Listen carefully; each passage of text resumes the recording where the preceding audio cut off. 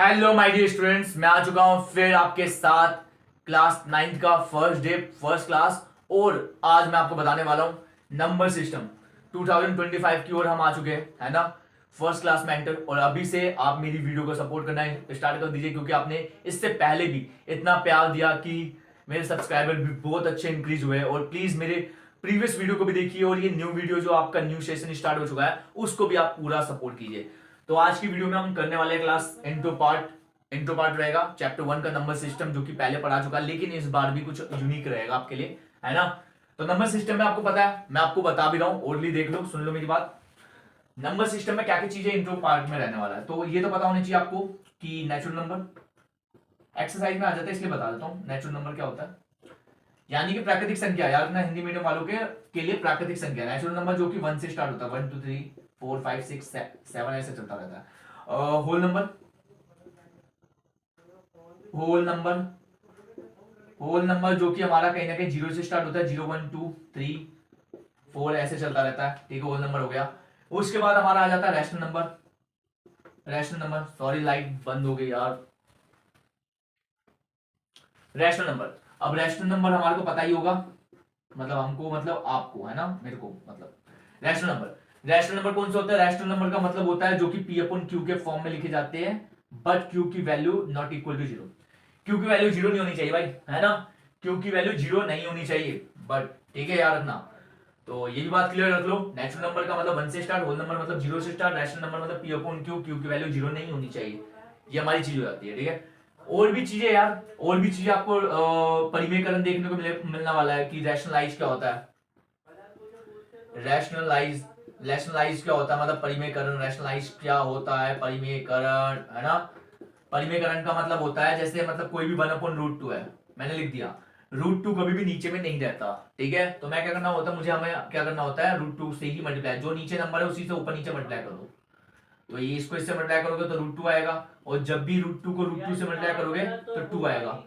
एक और चीज सीख लो यार, एक और चीज मैं बता देता हूँ, यदि मैं √2 रखता हूँ, मल्टीप्लाई में √2 करता हूँ, यदि मैं √2 रखता हूँ, मल्टीप्लाई में √3 रखता हूँ, तो एक चीज सीखो यार, जब सेम नंबर हो रूट में तो रूट हट जाता है, 2 आ जाता है। जब सेम नंबर नहीं हो रूट में तो रूट लग जाता है और मल्टीप्लाई हो जाता है, 2 3 जा 6।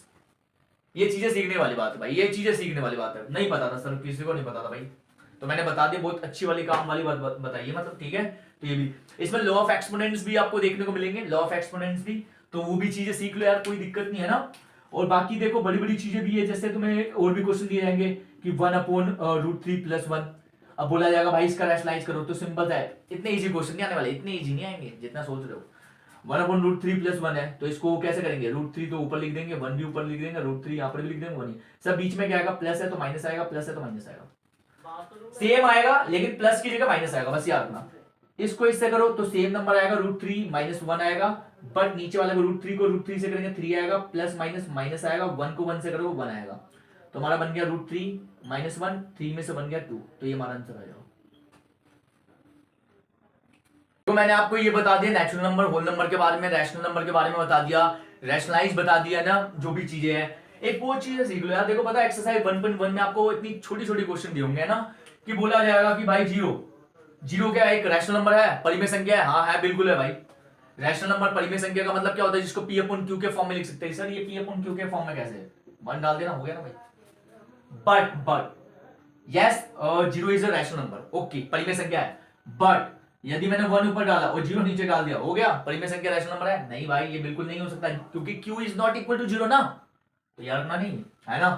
तो चीजें और भी है, और इसके बाद हमने देखो, मैं क्वेश्चन जब करवाऊंगा, जब मैं क्लियर करूंगा यार, अभी जो जो चीजें मैं करवा सकता हूँ पॉसिबली वो मैं करवा रहा हूँ। लॉ ऑफ एक्सपोनेंट्स भी सीख लो यार, लॉ ऑफ एक्सपोनेंट्स,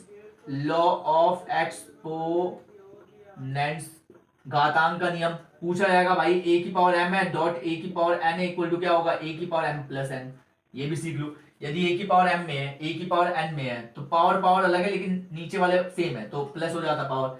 यदि a की पावर m है, डॉट b की पावर m है, तो ये a भी अलग है, a भी एक बार लिख दिया, पावर एक बार लिख देंगे, ठीक है। यदि a की पावर m है डिवाइड बाय a की पावर n है, तो क्या होगा, a की पावर m माइनस n, ये भी हो जाएगा। यदि a की पावर 0 है, तो a की पावर 0 का मतलब 1 होता है। तो लॉ ऑफ एक्सपोनेंट्स में कहीं ना कहीं ये भी काम आने वाला आपको चीज है ना, बहुत सी चीजें भाई, करवाना मेरा काम है, बस मैं इंट्रो पार्ट में जो चीजें बता सकता हूँ बता रहा हूँ, बाकी चैप्टर तो हमारा एक्सरसाइज होगा ना, तो वो चीजें सारी जल्दी क्लियर हो जाएगी ना।